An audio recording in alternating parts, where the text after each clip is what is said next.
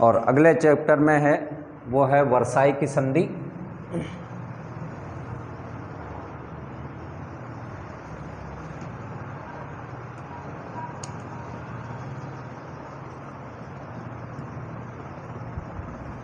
Versailles की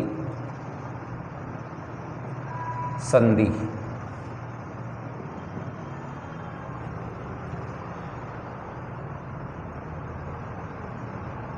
ये 7 मई 1919 को फ्रांस के प्रधानमंत्री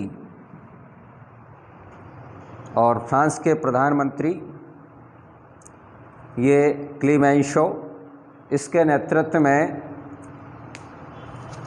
मित्र राष्ट्रों के प्रतिनिधियों ने जर्मन प्रतिनिधिमंडल को वर्साई संधि का प्रारूप सौंपा और जर्मन प्रतिनिधिमंडल अपने विदेशी मंत्री वान ब्रोकथॉर्ड राजाओं के नेतृत्व में 30 अप्रैल को वर्साई पहुंच गया।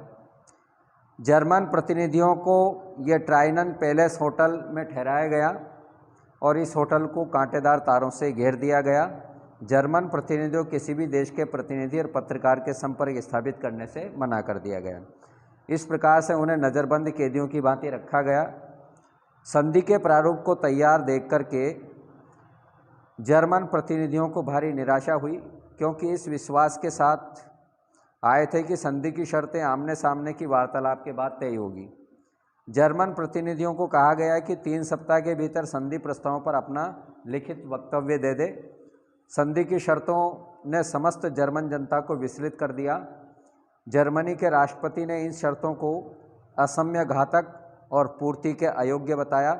इस पर ब्रिटेन के प्रधानमंत्री लॉर्ड जॉर्ज ने धमकी भरे स्वर में कहा, जर्मन लोग कहते हैं कि संधि पर हस्ताक्षर नहीं करेंगे। जर्मनी के राजनीतिज्ञ भी यही बात करते हैं, लेकिन हम लोग कहते हैं महानुभावों, आपको इस पर हस्ताक्षर करना ही है। अगर आप वर्साई में ऐसा नहीं करते हैं तो आपको बर्लिन में करना ही होगा। ये स्पष्ट भावी आक्रमण की चेतावनी थी। तो 29 मई को जर्मन प्रतिनिधियों ने वर्साई प्रारूप से संबंधित अपनी आलोचना मित्र राष्ट्रों को प्रस्तुत कर दी। मित्र राष्ट्रों के प्रारूप में मामूली संशोधन स्वीकार कर लिया और संधि के प्रारूप को वापस कर दिया गया। धमकी भी दी गई कि यदि जर्मनी ने 5 दिन के अंदर संधि पर हस्ताक्षर नहीं किए तो पुनः जो है दोबारा युद्ध छेड़ दिया जाएगा। जर्मनी की तत्कालीन शिडमान सरकार ने संधि को अस्वीकार करते हुए त्यागपत्र दे दिया और अंत में गुस्टाव बोर्ड ने नई सरकार बनाई और संधि को स्वीकार कर लिया। 28 जून 1919 को नई सरकार के प्रतिनिधियों ने वर्साई के शीश महल में संधि पर हस्ताक्षर हुए। 28 जून 1919 को 28 जून 1919 को संधि पर हस्ताक्षर हुए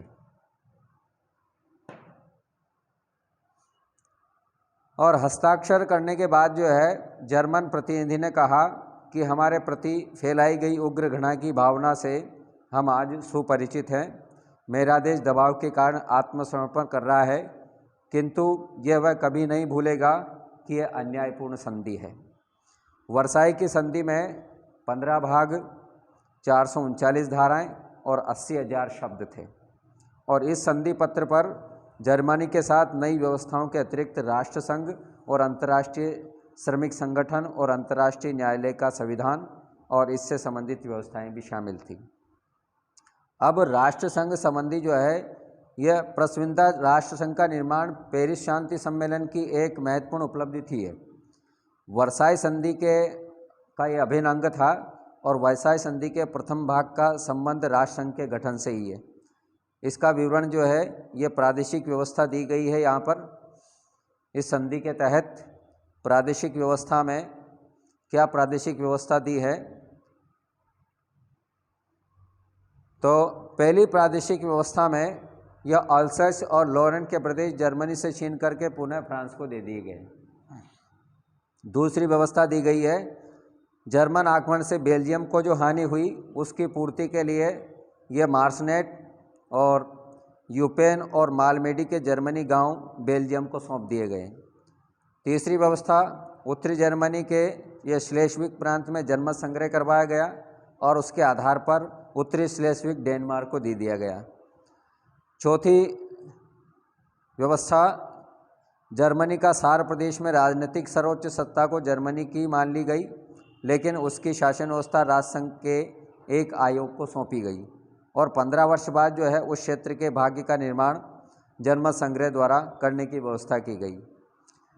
पांचवी व्यवस्था दी गई है कि जर्मनी को पूर्वी सीमा पर सबसे अधिक हानि उठानी पड़ी, उसे पश्चिमी प्रशा, पोजन, और साइलेशिया का एक बड़ा भाग पोलैंड को सौंपना पड़ा।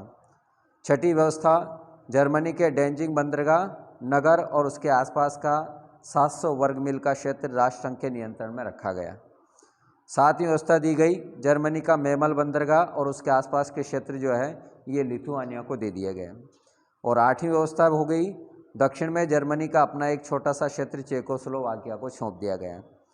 नवी व्यवस्था, राइनलैंड प्रदेश में आगामी 15 वर्ष तक मित्र राष्ट्रों की सेना रखने का फैसला लिया गया। और अगली व्यवस्था, राइन नदी के बाएं तट और 50 किलोमीटर तक बाएं तट पर पूरी तरह से निशस्त्रीकरण कर दिया गया। तो वर्साई की इस प्रादेशिक व्यवस्था के परिणाम स्वरूप जो है जर्मनी को यूरोप में 25,000 वर्ग मील का क्षेत्र और लगभग 70 लाख नागरिकों से हाथ धोना पड़ा। इसके अलावा उसे 65% बच्चे लोहे और 45% कोयले कच्चे लोहे, 65% कच्चे लोहे, 45% कोयले और 72% जस्ते और 57% रांगे के बहुमूल्य भंडारों से हाथ धोना पड़ा। 11वीं व्यवस्था ये रही कि जर्मनी का समस्त औपनिवेशिक साम्राज्य छीन करके राजसंघ के नियंत्रण में रख दिया गया और राजसंघ ने जर्मन उपनिवेशों को अधिदेश पद्धति यानी कि मैंडेट सिस्टम के अंतर्गत इंग्लैंड, फ्रांस, बेल्जियम, दक्षिण अफ्रीका, ऑस्ट्रेलिया, न्यूजीलैंड, जापान इनको सौंप दिया। इसके अलावा चीन के शांटुंग क्षेत्र में जर्मनी के सभी अधिकार जापान को सौंप दिए गए। ये तो थी प्रादेशिक व्यवस्था। अब सैनिक व्यवस्था में क्या व्यवस्था की गई?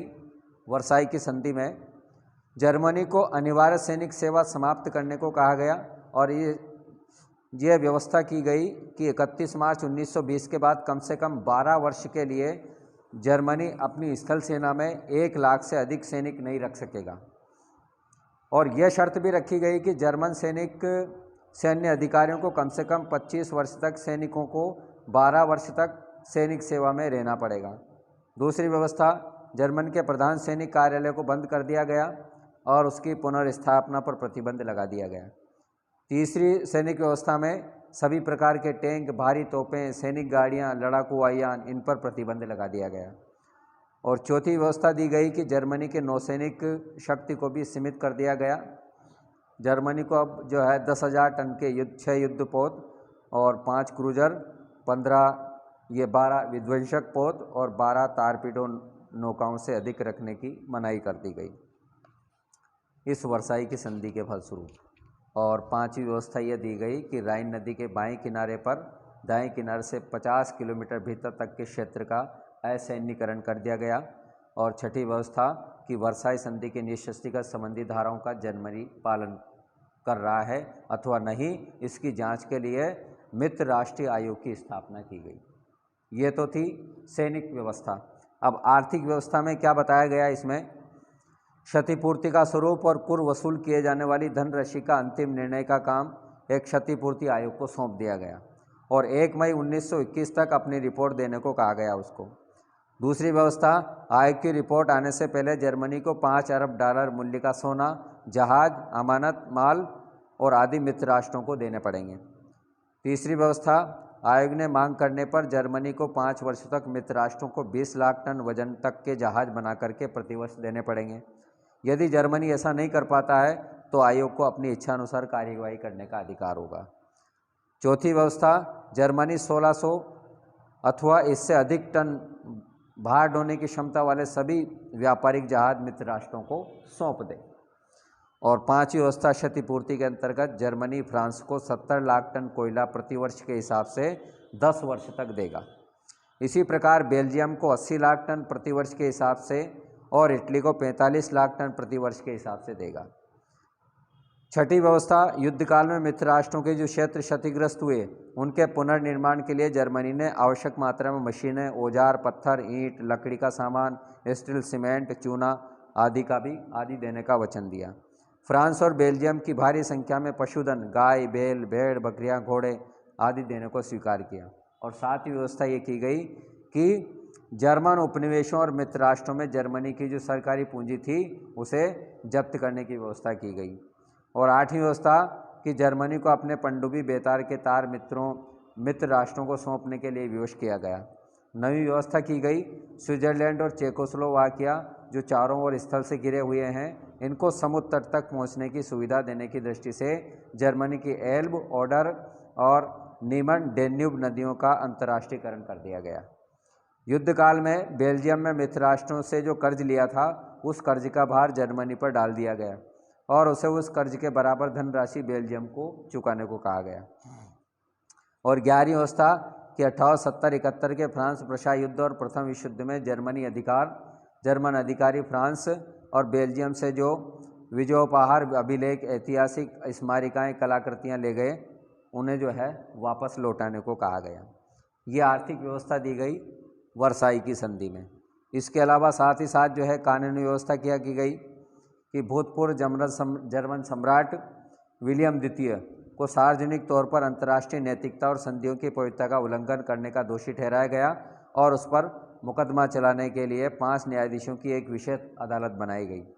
लेकिन नीदरलैंड की सरकार ने अपने राजनीतिक शरणार्थी को सौंपने से इनकार कर दिया, इसलिए उसके विरुद्ध मुकदमा नहीं चलाया जा सका।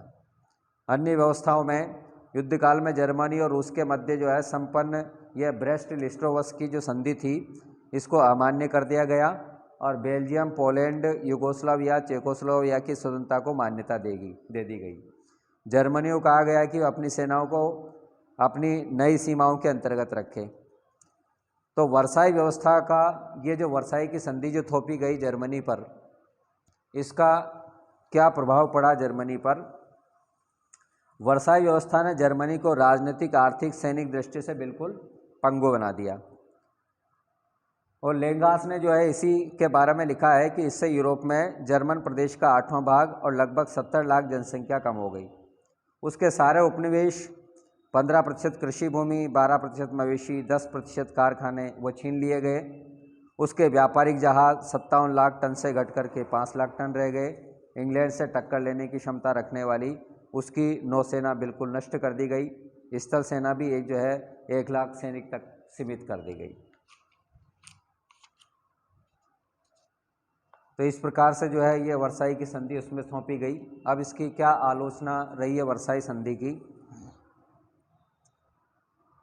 कि वर्साई संधि का अलग अलग लोगों ने अलग अलग अर्थ निकाला। एक और मित्र राष्ट्रों के पक्षपाती इसमें लोकतंत्र, राष्ट्रीय आत्मनिर्णय और न्याय, कानून का शासन, सैनिकवाद के विरुद्ध सुरक्षा की विजय समझते थे। वहीं दूसरी ओर कुछ लोग इसे प्रतिशोध की प्रवृत्ति, आर्थिक अवास्तविकता और राष्ट्रीय अल्पसंख्यकों पर जुल्म का प्रतीक समझते थे। इसी के साथ जो है ये वर्साई की संधि में अनेक दोष भी थे। संधि के निर्माता भी उससे अधिक संतुष्ट नहीं थे। दक्षिण अफ्रीका के प्रधानमंत्री जो है जनरल स्मट ने तो स्पष्ट कहा था कि मैंने संधि पर इसलिए हस्ताक्षर किया है कि मैं युद्ध की स्थिति का अंत देखना चाहता हूँ। राष्ट्रपति विल्सन ने भी स्वीकार किया कि यूरोप के मौजूदा उत्तेजित वातावरण में एक अच्छी संधि करना असंभव था। तो वर्साई संधि पर जो आरोप लगाए गए हैं उनमें इन आरोपों में पहला आरोप है तो एक तो ये जो संधि थी ये अपमानजनक और कठोर शर्तों पर आधारित थी। पहली आलोचना इसकी कि वर्साई की संधि की शर्तें बिल्कुल कठोर थी, अपमानजनक थी और उनकी पूर्ति करना बिल्कुल असंभव था। संधि निर्माताओं का जो मूल उद्देश्य था वो जर्मनी को सदैव के लिए पंगु बना देना, एक सबक सिखाना था। और दूसरी आलोचना है कि एक पक्षीय समझौता थी यह संधि। वर्साई संधि उसका प्रमुख दोष ये रहा है कि इसकी शर्तें जो है बिल्कुल एक पक्षीय थी। संधि की शर्तें मित्र राष्ट्रों के द्वारा तैयार की गई थी। जर्मन प्रतिनिधियों से विचार विमर्श नहीं किया गया और उन्हें केवल हस्ताक्षर करने और युद्ध को पुनः छेड़ने की धमकी भरा आदेश दिया गया। उसके बाद ये आरोपित संधि थी, थोपी गई संधि। वर्साई संधि को एक आरोपित संधि कहा जाता है। ये संधि मित्र राष्ट्रों द्वारा जर्मनी पर थोपी गई थी। ये एक प्रकार का आदेश था जिस पर हस्ताक्षर करने के अतिरिक्त जर्मनी के पास और कोई चारा नहीं था। संधि पर विचार विमर्श करना तो दूर की बात है, हस्ताक्षर करवाने के लिए भी जर्मनी के प्रतिनिधियों और अपराधियों की भांति पहरे पर लाया गया था और सार्वजनिक अपमान से पीड़ित जर्मन जनता वर्साई संधि को प्रारंभ से ही आरोपित संधि मानती रही थी और नैतिक दृष्टि से इसका पालन करने के लिए अपने आप को बाध्य अनुभव कर रही थी। इसके साथ ही साथ राजनीतिज्ञों की शांति, यह वर्साई संधि द्वारा स्थापित शांति की चर्चा करते हुए जनरल स्मिथ ने कहा था कि संधि राजनीतिज्ञों की शांति थी, जनसाधारण की नहीं थी। और इसी संधि में जो है नवीन जीवन का आश्वासन, महान मानवीय आदर्श, नवीन अंतर्राष्ट्रीय व्यवस्था और न्याय संगत और श्रेष्ठ विश्व के निमित्त जन आकांक्षाओं की पूर्ति का उल्लेख इस संधि में कहीं पर नहीं किया गया था। इसके साथ ही साथ कमज़ोर राजनीतिक व्यवस्था, यह वर्साई की संधि के परिणाम स्वरूप जो है यूरोप में जो एक नई राजनीतिक व्यवस्था जो अस्तित्व में आई, ये बिल्कुल कमज़ोर सिद्ध हुई। आत्मनिर्णय के आधार पर जो है अनेक छोटे छोटे नए राष्ट्र बन गए, लेकिन इन राष्ट्रों के पास अपनी स्वतंत्रता को बनाए रखने के लिए, अपनी आंतरिक समस्याओं को हल करने के लिए कोई साधन सामर्थ्य नहीं था। यह विश्वव्यापी संधि, जर्मनी का कहना था कि उसने विल्सन के 14 बिंदुओं को आधार मानकर आत्मसमर्पण किया था, लेकिन वर्साई की संधि में इनका उल्लंघन करके जर्मनी के साथ जबरदस्त विश्वासघात किया गया था। तो इस प्रकार से ये वर्साई संधि एक थोपी हुई संधि। तो इस संधि को जो है किस रूप में देखा जा सकता है कि क्या जो है यह द्वितीय विश्व युद्ध का कारण थी? क्या यह वर्साई की संधि जो है द्वितीय विश्व युद्ध का कारण बन सकती थी? तो जर्मन जनता के लिए क्या वर्साई व्यवस्था द्वितीय विश्व युद्ध का कारण थी? क्या वर्साई व्यवस्था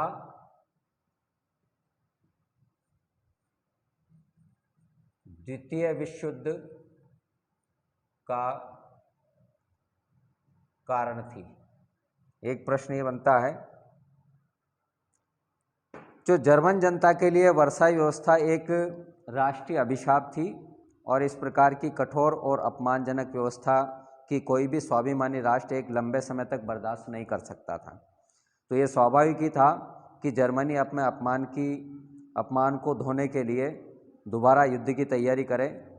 जर्मन की कैथोलिक सेंटर पार्टी के ये अर्जबर्गर ने विराम संधि के समय कहा था कि जर्मन जाति कष्ट सहेगी परंतु मरेगी नहीं। मित्र राष्ट्रों के अनेक नेता भी इस सत्य से सुपरिचित थे। फ्रांस के क्लेमेंशो ने 1919 में ये कहा था कि 6 महीने में, 1 साल में, 5 साल में जब ये चाहेंगे हम पर पुनः आक्रमण करेंगे। और इसी प्रकार मार्शल फोर्स ने यह कहा था कि वर्साई की संधि नहीं अपितु 20 वर्षों के लिए एक विराम संधि है। और दोनों नेताओं की भविष्यवाणियाँ सत्य सिद्ध हुई। जर्मनी को जैसे जैसे अवसर मिलता गया वर्साई संधि की शर्तों का अतिक्रमण करता गया। परिणाम ये निकला कि कुछ ही वर्षों बाद जो है यूरोप का राजनीतिक वातावरण इतना अधिक अशांत और तनावपूर्ण हो गया कि संसार को प्रथम महायुद्ध से भी भयंकर द्वितीय महायुद्ध की ज्वाला में झुलसना पड़ा। और यह सही है कि वर्साई की अन्यायमूलक और प्रतिशोधात्मक और विश्वासघातक आरोपी संधि द्वितीय विश्व युद्ध के लिए उत्तरदायी थी, परंतु इसके लिए मित्र राष्ट्रों को भी उतना ही उत्तरदायी ठहराया जाना चाहिए जिन्होंने इस संधि की शर्तों का कठोरता के साथ पालन करवाने में कोई विशेष रुचि नहीं ली। और इतना ही नहीं, उनकी सहमति से संधि की शर्तों में संशोधन भी किए गए और इनको देखते देखते जो है वर्साई व्यवस्था बिल्कुल पंगु हो गई। जैसे 1926 में जर्मन को राष्ट्रसंघ की सदस्यता प्रदान करने की दृष्टि से संधि के प्रथम भाग में संशोधन किया गया। क्षतिपूर्ति की राशि में समय समय पर कमी की जाती रही और अंत में 1932 में लोसान सम्मेलन द्वारा इस अध्याय को ही समाप्त कर दिया गया। संधि के लिए जिन गारंटियों की व्यवस्था की गई इन्हें भी 1930 में समाप्त कर दिया गया। 1935-36 में हिटलर ने निशस्त्रीकरण के प्रतिबंधों को समाप्त कर दिया और 36 में उसने राइन प्रदेश के असैनिकरण संबंधों को उपबंधों को तोड़ करके और प्रदेश में जर्मन सेनाएं भेज दी। इसके बाद हिटलर वर्साई की संधि और अन्य व्यवस्थाओं को भी पंगु बनाता गया। ऑस्ट्रिया को जर्मन साम्राज्य में मिला लिया गया और चेकोस्लोवाकिया की भी हड़प लिया, लेकिन मित्र राष्ट्र चुपचाप देखते रहे, केवल विरोध पत्र भिजवाते रहे। इससे हिटलर का हौसला बढ़ता गया और अंत में जब हिटलर ने वर्साई व्यवस्था के एक अन्य क्षेत्र पोलिश गलियारा और डेंजिंग के मामले में भी आक्रामक कार्रवाई करने का प्रयास किया तो द्वितीय महायुद्ध छिड़ गया। इससे स्पष्ट है कि यदि मित्र राष्ट्रों ने शुरू से ही हिटलर के विरुद्ध सख्त अगर कदम उठाया होता तो वर्साई की धाराओं को तोड़ने का साहस वो नहीं जुटा पाता। फिर भी इसमें कोई संदेह नहीं कि वर्साई की संधि में जो है दूसरे विश्व युद्ध के कीटाणु निहित थे। उसके बाद वर्साई की संधि और विल्सन के 14 सूत्र। अब जर्मनी ने विल्सन के 14 सूत्रों के आधार पर आत्मसमर्पण किया था और वर्साई संधि के इन सूत्रों का पालन हुआ या नहीं हुआ, इस पर विद्वानों में जो है गहरा मतभेद है। किसी सर्वमान्य निर्णय पर पहुंचना बहुत कठिन है। जर्मनी और पश्चिम के कुछ विचारकों का मत है कि वर्साई संधि में विल्सन के सभी सूत्रों को उठाकर ताक में रख दिया गया। इसके विपरीत लॉयड जॉर्ज ने कहा था कि संधि में ऐसी कोई बात नहीं है जो युद्ध समाप्ति के पूर्व मित्र राष्ट्रों द्वारा की गई घोषणा के प्रतिकूल हो। इसके साथ ही साथ जो सूत्र बताए गए 14 सूत्रों का उल्लंघन नहीं हुआ और नई जर्मनी के साथ किसी प्रकार का विश्वासघात किया गया। वे अपने मत के समर्थन में जो है इस प्रकार के तर्क देते हैं। ये क्या तर्क देते हैं कि विल्सन के 14 सूत्रों में से केवल 5, 7, 8 और 13 का ही जर्मन से संबंध था। वर्साई संधि में इन चारों का पालन किया गया। दूसरी बात, विल्सन के सूत्र इनके राजनीतिक भाषणों के अंश मात्र थे और उनके पीछे जो है कानूनी आधार नहीं था। तीसरी बात रही है कि विल्सन के सूत्रों का संबंध किसी एक देश और संधि तक सीमित नहीं था, उनका उद्देश्य विश्व में एक नई व्यवस्था को स्थापित करना था। और चौथा सूत्र है कि विल्सन के सूत्र जो थे वो परस्पर विरोधी थे और उनका पालन करना असंभव था। पांचवां, विल्सन के 14 सूत्रों को जर्मनी के तत्काल स्वीकार नहीं किया था। यदि भी जर्मनी ने तत्काल आत्मसमर्पण कर दिया होता तो ये न्याय प्राप्त करने की आशंका आंशिक पात्र हो सकता था। और छठा है कि ये भी याद रखना चाहिए कि मित्र राष्ट्रों ने विल्सन के सभी सूत्रों को कभी स्वीकृति प्रदान नहीं की थी। इंग्लैंड और फ्रांस ने तो स्पष्ट रूप से संशोधन प्रस्तुत कर दिए थे। यहाँ एक बात ध्यान में रखने की है कि विल्सन एक मित्र राष्ट्रों का शासनाध्यक्ष मात्र था और संधि के आधारभूत सिद्धांतों को तय करने का अंतिम अधिकार सभी प्रमुख मित्र राष्ट्रों में निहित था। और सातवां है कि शांति निर्माताओं को 1-2 विजेताओं को ही नहीं बल्कि 27 विजेता राष्ट्रों को संतुष्ट करना था और उन सभी के राष्ट्रीय स्वार्थ एक जैसे नहीं थे। इसके विपरीत जो है जर्मनी को केवल अपने हितों की चिंता थी। जब उन हितों पर कुठाराघात हुआ तो उसने जो है वर्साई की संधि पर विभिन्न प्रकार के आरोप लगाने शुरू कर दिए। तो इस प्रकार से जो है ये वर्साई की संधि और इसकी समीक्षा, इस प्रकार से ये हमारा प्रथम विश्व युद्ध, कारण, घटनाएं, परिणाम और वर्साई संधि ये चैप्टर समाप्त होता है। उसके बाद अगला चैप्टर आता है समाजवादी विचारों का उदय। समाजवादी विचारों का उदय।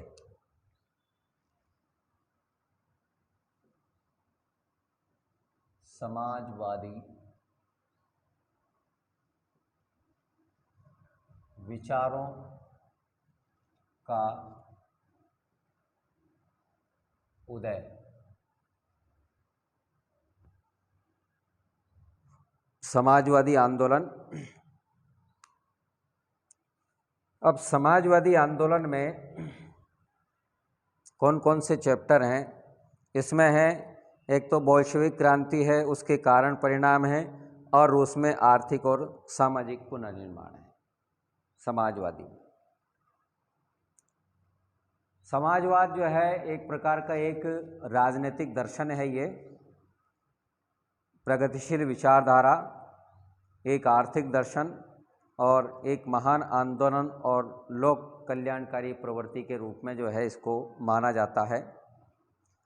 समाजवाद को 19वीं और 20वीं शताब्दी की विचारधारा के रूप में इसको संज्ञा दी जाती है। ये विचारधारा व्यक्तिवाद और पूंजीवाद इसके विरुद्ध एक तीव्र प्रतिक्रिया के रूप में विकसित हुई। व्यक्तिवाद और पूंजीवाद के विपरीत औद्योगिक क्रांति के परिणाम स्वरूप मजदूरों की स्थिति बहुत दयनीय थी। अमानवीय जीवन बिता रहे थे वो, और उनकी स्थिति से आहत होकर के कुछ समाजवादी प्रबुद्ध विचारक हुए हैं।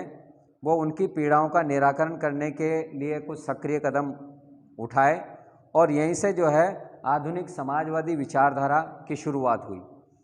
और धीरे धीरे इस विचारधारा का मुख्य उद्देश्य हो गया पूंजीवाद को समाप्त करना। और दूसरी तरफ मजदूरों ने भी अपनी स्थिति को सुधार करने के लिए संगठन बनाने शुरू कर दिए ताकि मिल मालिकों पर दबाव डालकर उनसे अच्छे वेतन और काम के घंटे कम करने और अन्य आवश्यक सुविधाएं प्राप्त की जा सकें। तो उनके प्रयास जो है श्रम आंदोलन को कह गई। और इसी प्रकार जहां समाजवादी आंदोलन का लक्ष्य पूंजीवाद को समाप्त करना था, वहीं मजदूर आंदोलन का प्रारंभिक लक्ष्य मिल मालिकों के संघर्ष करके अपनी स्थिति और दयनीय जीवन में कुछ परिवर्तन लाना था। समाजवाद जो है ये इसमें एनसाइक्लोपीडिया ब्रिटानिका के अनुसार समाजवाद वह नीति है अथवा सिद्धांत है जिसका उद्देश्य केंद्रीय लोकतांत्रिक सत्ता के द्वारा संपत्ति का आज से अधिक अच्छा वितरण और उत्पादन करना, यानी कि मनुष्य द्वारा मनुष्य के शोषण का अंत और सभी के लिए आत्म विकास के समान अवसर प्रबंध और समाज के भौतिक नैतिक साधनों का पूरा विकास और वर्ग विशेष के मुनाफे को नहीं बल्कि समाज आवश्यकता और इच्छा को ध्यान में रखते हुए उनका उपयोग राष्ट्रीय संपत्ति और सामाजिक शिक्षा संबंधी तथा दूसरे प्रकार की सेवाओं का उन सब के बीच न्यायपूर्ण बंटवारा हो जो अपने परिश्रम द्वारा समाज की सेवा करते हैं। ये समाजवाद की इसमें ऐतिहासिक पृष्ठभूमि इसकी समाजवाद की 15वीं से 17वीं शताब्दी के मध्य यूरोप जो है वो संक्रमण के काल से गुजर रहा था और इस अवधि में होने वाले परिवर्तन से पुरातन व्यवस्था की नींव वो उसकी हिलने लगी थी। पुनरुत्थान, धर्म सुधार आंदोलन, भौगोलिक खोजें, वैज्ञानिक आविष्कार, आधुनिक युग का आगमन हो गया था। भौगोलिक खोजों ने जो है यूरोपवासियों को अब तक से अज्ञात महाद्वीपों की धरती तक पहुंचा दिया और वहां अपनी बस्तियां बसा करके व्यापार वाणिज्य का विकास कर लिया। उन्होंने एशिया के उन्नत देशों के साथ भी व्यापारिक संबंध बना लिए। इससे परिवर्तनों का सिलसिला शुरू हो गया। पूंजीवाद का विकास हुआ, फिर औद्योगिक क्रांति हुई और औद्योगिक क्रांति से पहले जो है समाज में दो वर्ग थे, एक तो अमीर वर्ग था और निर्धन वर्ग था। लेकिन वर्ग संघर्ष की भावना का उदय नहीं हुआ था उस समय। लेकिन औद्योगिक क्रांति के परिणाम स्वरूप जो है दो नए वर्ग अस्तित्व में आ गए।